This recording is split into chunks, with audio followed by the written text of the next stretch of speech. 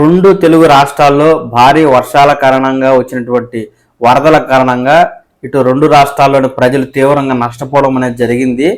ఇల్లు దెబ్బతినడమే కాకుండా ఇంట్లోని ఫర్నిచర్ కూడా పూర్తిగా పాడవడం జరిగింది.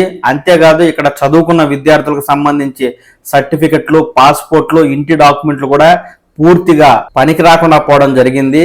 ఈ నేపథ్యంలో ఇటు రెండు రాష్ట్రాలకు సంబంధించిన ప్రభుత్వాలు ఈ వరదల కారణంగా నష్టపోయిన విద్యార్థులకు పోయినటువంటి డాక్యుమెంట్లను తిరిగి ఇచ్చే విధంగా ఈ మేరకు ప్రత్యేకంగా శిబిరాలను నిర్వహిస్తూ ఎవరైతే సర్టిఫికెట్లు కోల్పోయారో అలాంటి వారు ఈ శిబిరాలకు హాజరై మీ సర్టిఫికెట్లను పొందండి అంటూ ప్రకటన అయితే రావడం జరిగింది. ముఖ్యంగా మనకు తెలంగాణ మరియు ఆంధ్రప్రదేశ్ కు సంబంధించి ఈ రెండు ప్రకటనలను నేను ఇప్పుడు మీకు తెలియజేస్తాను. ముందుగా తెలంగాణకు సంబంధించి వరదతో సర్టిఫికెట్లు కోల్పోయిన వారి కోసం ఈ నెల 11న అంటే బుధవారం కలెక్టరేట్ లో ప్రత్యేక శిబిరం నిర్వహిస్తున్నట్లు ఇక్కడ ఖమ్మం జిల్లా కలెక్టర్ ఒక ప్రకటన ద్వారా అయితే తెలియజేస్తున్నారండి.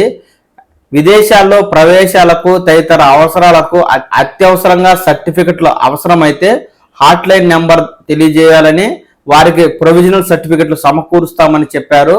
మిగతా వారు ఈ నెల 11న జరిగే శిబిరానికి హాజరు కావాలని, పాస్పోర్ట్లు, విద్యార్హత తదితర సర్టిఫికెట్లు పోగొట్టుకున్న వారు ఈ అవకాశాన్ని సద్వినియోగం చేసుకోవాలంటూ ఇక్కడ కలెక్టర్ గారు అయితే తెలియజేయడం జరుగుతుంది. ఎవరైతే ఖమ్మం జిల్లాలో అధిక వరదల కారణంగా మీ సర్టిఫికెట్లను పోగొట్టుకున్నారో అలాంటి వారు ఈ నెల 11వ తేదీన జరిగేటువంటి శిబిరానికి హాజరై మీరైతే మీ సర్టిఫికెట్లను పొందవచ్చు. అలాగే ఆంధ్రప్రదేశ్కు సంబంధించి కూడా ఇక్కడ ముఖ్యమంత్రి చంద్రబాబు నాయుడు గారు అయితే ఎవరైతే సర్టిఫికెట్లు పోగొట్టుకున్నారో అలాంటి వారి కోసం తాజాగా ప్రకటన చేయడం జరిగింది.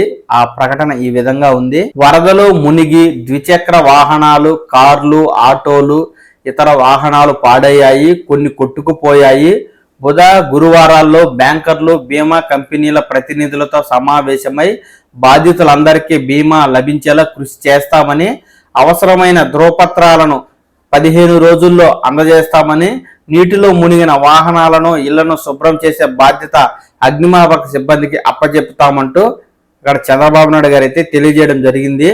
ఏదైతే విజయవాడ చుట్టుపక్కల ప్రాంతాలలో తీవ్రంగా వరద వచ్చిన నేపథ్యంలో అనేక ఇల్లు మునిగిపోవడమే కాకుండా ఇక్కడ సర్టిఫికెట్లు, ఇంటి డాక్యుమెంట్లు అనేవి పూర్తిగా ధ్వంసం అవడం జరిగింది. ఈ నేపథ్యంలో ఇలాంటి వారందరికీ 15 రోజుల్లోనే ఇన్సూరెన్స్ తో పాటు పోయినటువంటి సర్టిఫికెట్లను ఇచ్చే విధంగా చర్యలు తీసుకుంటామంటూ చంద్రబాబు నాయుడు గారు అయితే తెలియజేస్తున్నారండి. ఆంధ్రప్రదేశ్కు సంబంధించి ఈ సర్టిఫికెట్లపై ఏదైనా మరింత సమాచారం వచ్చినప్పుడు ఉన్నట్టుగా నేను మీకు తెలియజేస్తాను. ఇలాంటి తాజా సమాచారాన్ని మీరు ఈ పవన్ టాక్స్ తెలుగు ఛానల్ ద్వారా చూసి తెలుసుకోవడం కోసం ఈ ఛానల్ని లైక్ చేసి సబ్స్క్రైబ్ చేసుకోండి.